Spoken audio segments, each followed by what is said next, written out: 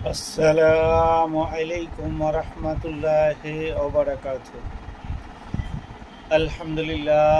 আলহামদুলিল্লাহি নাহমাদুহু ওয়া নাস্তাঈনুহু ওয়া নাস্তাগফিরুহু ওয়া নু'মিনু বিহি ওয়া নাতাওয়াক্কালু আলাইহি ওয়া নাউযু বিল্লাহি মিন শুরুরি আনফুসিনা ওয়া মিন সাইয়্যাতি আমালিনা ওয়া মান ইয়াহদিহিল্লাহু ফালা হাদিয়া লাহু ওয়া নাশহাদু আল্লা ইলাহা ইল্লাল্লাহু ونشهد أن محمدا عبده ورسوله أما بعد।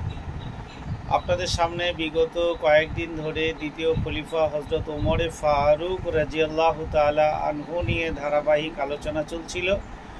তো আজকে তার ষষ্ঠ অধ্যায়। তো ষষ্ঠ অধ্যায়ে যে বিষয়গুলো রয়েছে আপনাদের নিশ্চয় বলার জন্যই এসেছি, ইনশাল্লাহ বলবো। ইসলামে পারস্য বিজয় কিভাবে হয়েছিল, সেখানে নাম রকের যুদ্ধ, সেতু যশোর যুদ্ধ ও বুয়াবের যুদ্ধ কিভাবে খ্যাতি লাভ করেছিল বা কী পরিস্থিতিতে ঘটেছিল, সেই সমস্ত বিষয় নিয়ে আপনার সামনে দু চারটে কথা বলে ইনশাআল্লাহ কথার ইতি টানব। হযরত আবু বকরের শাসন আমলে মুসাম্মা খালিদ বিন ওয়ালিদের নেতৃত্বাধীন মুসলিম বাহিনীর হাতে পারস্যের হীরা রাজ্য বিজিত হয়েছিল। পারস্য সম্রাট মুসলিমদের হাত থেকে হীরা পূর্ণ দখলের জন্য সেনাপতি রুস্তমের অধিনায়কত্বের এক বিশাল বাহিনী পাঠান। প্রথমে রুস্তমের চতুচর্যের ফলে হীরার কিছু অংশ মুসলিমদের হাতছাড়া হলেও আবু উবাইদা ও মুসান্নার সম্মিলিত বাহিনীর কাছে তারা নামারকের নামক প্রান্তরে সম্পূর্ণরূপে পরাজিত হয়। আমার দ্বিতীয় খলিফা হযরত উমর রাদিয়াল্লাহু তাআলা আনহুর নেতৃত্বে যে পুনরায় মুসলিম বাহিনীর দখলে আসে নামরকের যুদ্ধ হয় 634 খ্রিস্টাব্দে। দুর্ধর্ষ বীর ছিলেন আমার দ্বিতীয় খলিফা হযরত ওমর ফারুক রাদিয়াল্লাহু তাআলা আনহু। তিনি কিন্তু নামরকের যুদ্ধ জয় করে মুসলিমদের এখতিয়ারে টোটাল সাম্রাজ্যকে দখল করে নিয়েছিলেন। এরপরে যে যুদ্ধ হয়েছিল সেটা হচ্ছে সেতুর বা কেউ কেউ যশোর যুদ্ধ বলে।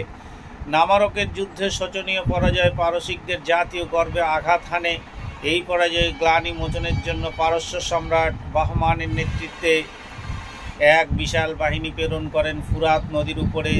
যে ফুরাত নদীতে বলা হয়েছিল যে এক সময় পানি শুকাতে শুকাতে শুকাতে শুকাতে নিচ থেকে স্বর্ণ উঠতে লাগবে। এখন কিছুটা নাকি মানুষ বুঝতে পেরেছে ওই ফুরাত নদী অনেক শুকিয়ে আসছে, সেখানে নাকি হালকা স্বর্ণ পাওয়া যাচ্ছে। তা সেই সুবাদেই মানুষ ফুরাত নদী যখন শুকিয়ে যাবে, রোজ কিয়ামতের দিন আগিয়ে আসবে, সেরকম কিছুটা অবশ্য যদিও ভরে উঠেছে। তো সম্রাট বাহমানের নেতৃত্বে এক বিশাল বাহিনী প্রেরণ করেন। ফুরাত নদীর অপর তীরে মুসলিম বাহিনী তাদের মোকাবেলা করে। মুসাম্মার পরামর্শ উপলক্ষে তারা উবাইদা নদী পার হয়ে যুদ্ধ করতে করতে বদ্ধপরিকর হয়। নৌকার দ্বারা সেতু নির্মাণ করে তিনি ইউফ্রেটিস, মানে যেটাকে ফুরাত নদী বলছি সেটার নাম ইউফ্রেটিস, নদী পার হয়ে পারস্য বাহিনী মোকাবেলা করেছিলেন বলে ইতিহাসে এই যুদ্ধকে যশোর বা সেতু যুদ্ধ বলা হয়েছে। কেউ কেউ সেতু যুদ্ধ বলেন, কেউ কেউ যশোর যুদ্ধ বলেন। সেতু যুদ্ধ বললেও কোনো অন্যায় নেই এবং যশোর যুদ্ধ বললেও কোনো অন্যায় নেই। তো এই নদী পার হয়ে পারস্য বাহিনী মোকাবেলা করেছিলেন বলে ইতিহাসে এই যুদ্ধকে অনেকে যশোর যুদ্ধ বলেছে। অসমতল সংকীর্ণ থাকার কারণে পারস্য বাহিনীর সাথে মুসলিম বাহিনীর সুবিধা করে উঠতে পারেনি। এই যুদ্ধে আবু উবাইদা শহীদ হন। ইন্না লিল্লাহি ওয়া ইন্না ইলাইহি রাজিউন। মুসান্নাও গুরুতর জখম হন, শহীদ হন অসংখ্য মুসলিম সেনা। 9000 সৈন্যের মধ্যে বেঁচেছিলেন মাত্র 3000। ঐতিহাসিক বালাজুরির মতে এই বেদনাদায়ক ঘটনাটি ঘটেছিল 13 হিজরি রমজান মাসে 634 খ্রিস্টাব্দে অক্টোবর মাসে। তো যাই হোক, মুসলিমদের তাতেও কিন্তু পরাজয় হয়নি, জয় নিয়েই ফিরে এসেছিল। বুয়াবের যুদ্ধ কীভাবে হয়েছিল সে বিষয় নিয়ে আপনার কাছে কর্ণপাত করে ইতি টানছি ইনশাআল্লাহিল আজিজ। সেতুর যুদ্ধ পরাজয়ের খবরে হযরত ওমর ভীষণ মর্মাহত হন এবং জাতীয় ইজ্জতের স্বার্থে নতুন সেনাবাহিনী গঠন করতে নেমে পড়েন।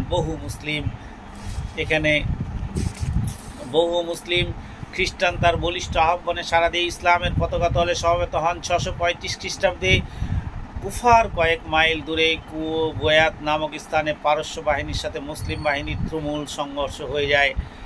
এই যুদ্ধ শোচনীয়ভাবে পর্যুদস্ত হয়ে পারস্য বাহিনী আত্মরক্ষার জন্য পালায়নের চেষ্টা করে, কিন্তু পালায়নের পথ না পেয়ে তাদের অধিকাংশ যুদ্ধক্ষেত্রে নিহত হন তাদের সেনাপতি মিরহান।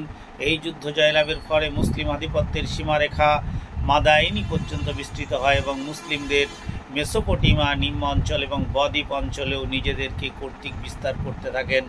আজকে এখানেই এই পর্যন্ত। আসসালামু আলাইকুম ওয়া রাহমাতুল্লাহি ওয়া বারাকাতুহু। সপ্তম অধ্যায়ে নিয়ে আসবো কাদিসিয়ার যুদ্ধ, জালুয়ার যুদ্ধ এবং নিউহাওয়ানদের যুদ্ধ, পারস্যের চুক্তির বিজয়, এই নিয়ে আপাতত চলে যাব। তারপরে অষ্টম অধ্যায়ে চলে আসবো রোমান বা বাইজেন্টাইন সাম্রাজ্য বিস্তার নিয়ে। যাই হোক, আজকে এখানে এই পর্যন্ত। কথার মাধ্যমে ভুল ত্রুটি হলে ক্ষমা করবেন নিজস্ব ভাই হিসেবে। আসসালামু আলাইকুম ওয়া রাহমাতুল্লাহি ওয়া বারাকাতুহু।